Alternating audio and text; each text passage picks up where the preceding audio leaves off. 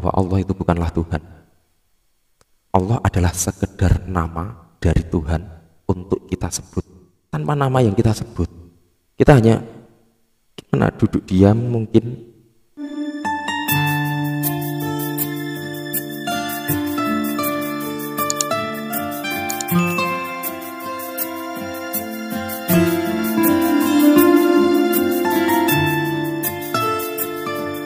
Assalamualaikum warahmatullahi wabarakatuh. Bismillahirrahmanirrahim. Alhamdulillah, bertemu lagi dengan Syekh Jati Channel. Pada kesempatan kali ini, saya berusaha menjawab pertanyaan dari sahabat Syekh Jati atas nama akun Mamah. Pertanyaan tersebut ditulis di dalam kolom komentar video Syekh Jati yang berjudul Spiritual dan Supranatural, Ketahuilah Perbedaannya. Langsung saja kita bacakan pertanyaannya. Assalamualaikum. Waalaikumsalam warahmatullahi wabarakatuh. Benar sekali, saya juga masih bertanya-tanya.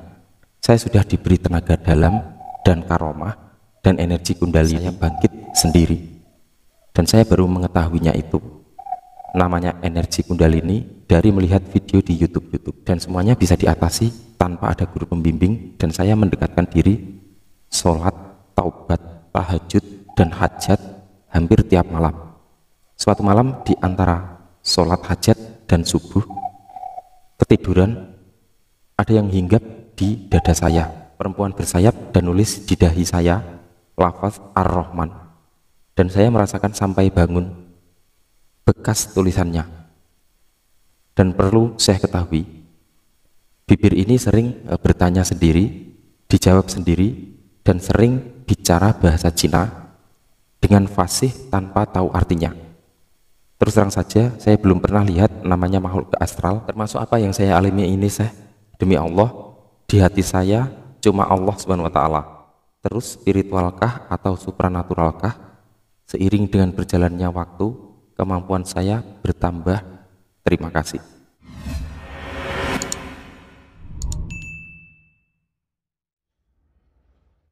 Terima kasih sudah memberikan pertanyaan tersebut, para sahabat semua. Di situ saya sempat balas chat tersebut. Mohon maaf sebelumnya, aku percaya ketulusan niat Anda mendekatkan diri kepada Allah Subhanahu wa Ta'ala sampai di titik ini. Penguasaan kundalini tanpa guru, aku juga mengakui hal tersebut. Aku tidak membantah itu. Kemudian ada kondisi kebingungan pada diri Anda, seperti contoh berbahasa asing dengan fasih tanpa tahu makna. Hal seperti ini harus dibedah menurut saya. Nabi Muhammad SAW, teladan muslim sedunia, pertama kali mendapatkan wahyu juga bahasanya sendiri.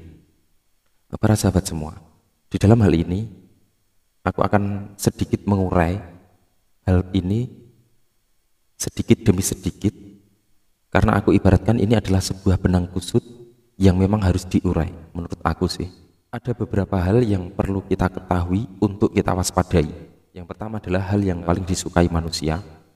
Yang kedua adalah hal yang paling ditakuti manusia. Dan yang ketiga adalah hal yang paling tidak diketahui manusia atau tidak diilmui, atau sesuatu itu kita tanpa tahu maksud dan tujuannya. Tapi tahu-tahu kita tahu saja, tidak tahu arahnya harus kemana, tidak tahu caranya harus kemana, caranya harus bagaimana, itu saja kita punya kemampuan. Menurut saya, ketiga hal tersebut sangatlah rawan. Mohon maaf sebelumnya, dalam hal ini, di dalam konteks seperti ini,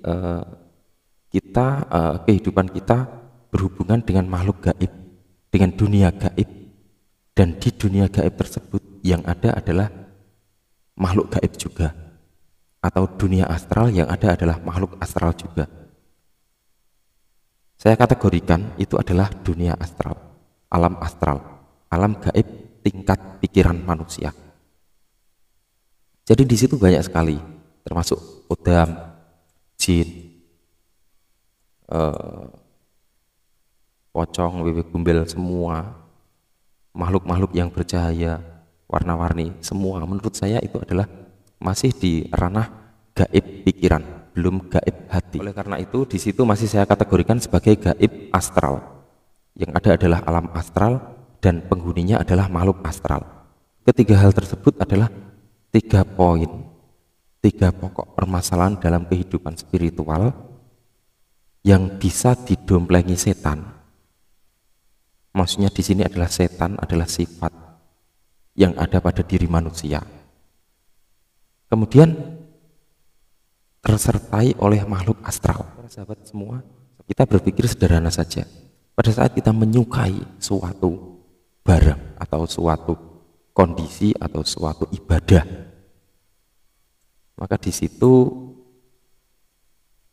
setan memang sudah menyatu dengan hidup manusia, menyatu dalam kehidupan manusia.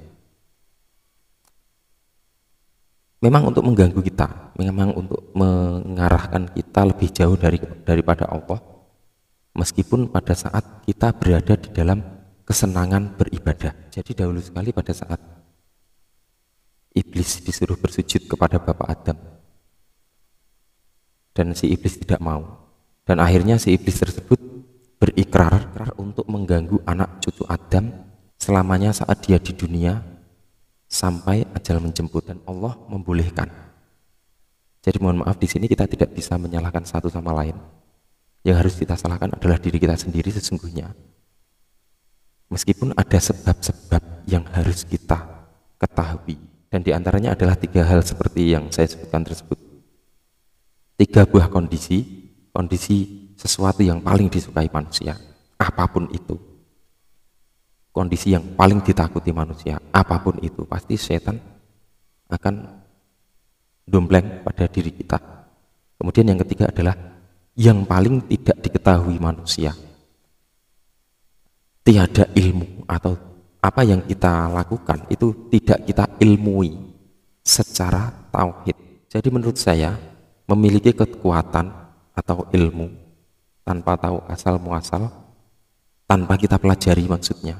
Jadi ada seseorang yang masuk ke salah satu perguruan pernafasan dan maupun perguruan spiritual.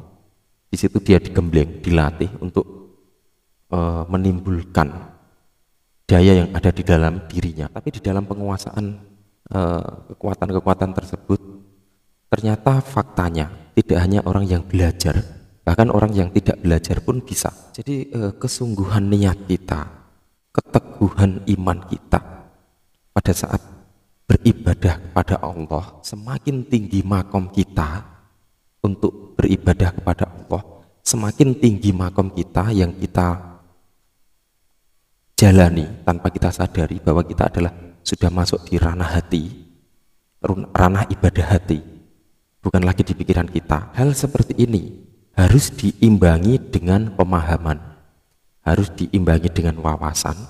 Seperti contoh adalah wawasan hakikat hidup, tentang hakikat ketuhanan. Ini harus mengiringi, karena tanpa itu kita tidak akan mengetahui kebenarannya. Ibarat kita itu seorang pemanah, kita bawa gendewa, kita juga memiliki anak panah dan kita bisa melepaskan anak panah, tapi kita tidak tahu tujuan arah kita itu kemana, apa yang harus kita bidik, apa yang harus kita tembak di situ, kita tidak tahu. Harus ada kejelasan.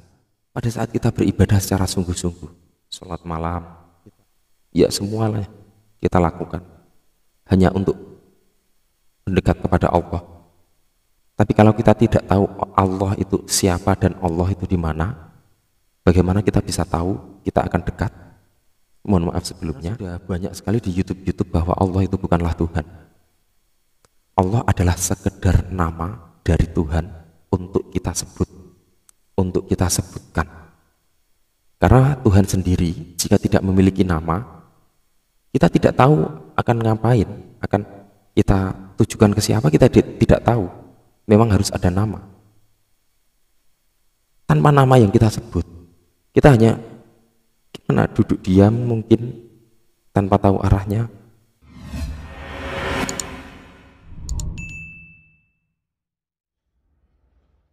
Oleh karena itu, pada saat kita beribadah dengan tulus, dengan ikhlas, ibadah kita sudah mulai tinggi makomnya, kita harus tahu, kita harus mempelajari hakikat hidup hakikat Tuhan, hakikat Allah. Itu sangat penting, itu sangat mendukung arah kita kemana. Mungkin pada saat kita di syariat, di ilmu syariat, kita tahu sekedar seperti ini. Thariqah kita tahu seperti ini. Kita masuk di pelajaran hakikat atau pelajaran sukma, kita harus tahu juga itu dan lain sebagainya. Allah berfirman di dalam surat Al-Ankabut ayat 45, bacalah kitab Al-Quran yang telah diwahyukan kepadamu Muhammad, dan laksanakanlah sholat, sesungguhnya sholat itu mencegah dari perbuatan keji dan munkar. Dan ketahuilah, mengingat Allah, sholat itu lebih besar keutamaannya dari ibadah lain, dan mengetahui apa yang kamu kerjakan. Firman ini saya kira jelas bahwa sholat tujuannya adalah untuk mencegah manusia dari perbuatan keji dan munkar. Saya kira Anda juga tidak berharap bahwa sholat Anda nanti membuahkan kesaktian, tapi kenyataan itu ada dan hadir dalam diri Anda. Disinilah kita akan kebingungan, akan ada kekacauan. Tapi kenyataannya ilmu tersebut bisa didaya gunakan untuk mengobati dan untuk yang lain. Kehadiran ilmu tersebut bisa kita gunakan, bisa juga tidak. Kita bisa menolak, bisa juga kita tidak menolak. Kita bisa welcome, kita bisa menerima. Ini memang sulit ya. Jadi ilmu tersebut bisa kita gunakan untuk menolong orang. Menurut kita baik. Baik menurut kita, karena menolong orang yang sedang kesusahan. Tapi dari satu sisi, tahukah kita kemungkinan akibat-akibat yang lain dari apa yang kita lakukan? Apakah ilmu itu benar-benar dari Allah? Apakah dari makhluk Allah? Jadi ibadah bukanlah membuat orang sakti. Ibadah adalah untuk menjadikan akhlakul karimah. Sholat adalah untuk mencegah dari perbuatan keji dan munkar. Kemudian di situ juga Anda tulis, bibir Anda sering berbicara sendiri dan menjawab sendiri, dan juga sering berbicara berbahasa Cina dengan fasih tanpa tahu artinya. Mohon maaf sebelumnya, tiada maksud untuk membandingkan.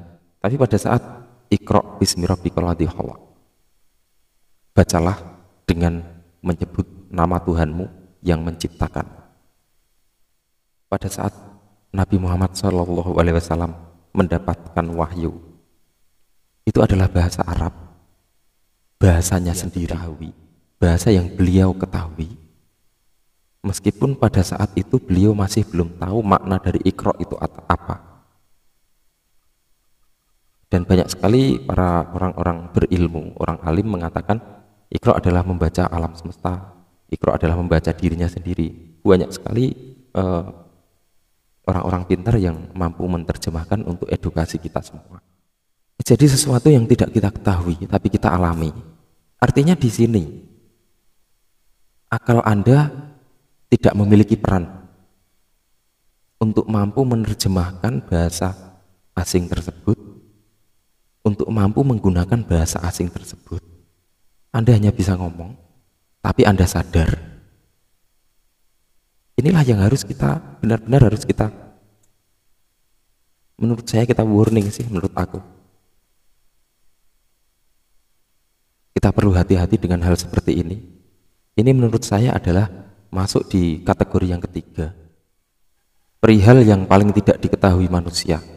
Tiada kita ilmui. Sifat setan dalam diri manusia mampu terkolaborasi atau mampu tercampur dengan sisi ilmu dalam diri seseorang, di mana ilmu tersebut ada tersertai energi dari makhluk astral. Jadi mohon maaf, pada saat kita tidak pernah melakukan teknik pernafasan, melatih sukma kita supaya menjadi sesuatu yang terlatih, tapi kita mampu mendayagunakan kemampuan kita.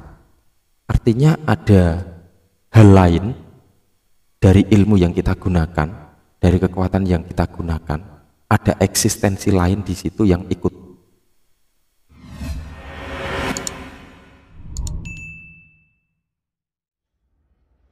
Inilah yang harus kita ilmui. Para sahabat semua, kembali saya ulas bahwa akal adalah anugerah terbesar setelah iman. ini adalah anugerah dari Allah. Banyak sekali di dalam firman Al-Quran yang mengatakan bagi manusia yang berakal, beruntunglah bagi manusia yang berakal, dan lain sebagainya. Para sahabat sejati,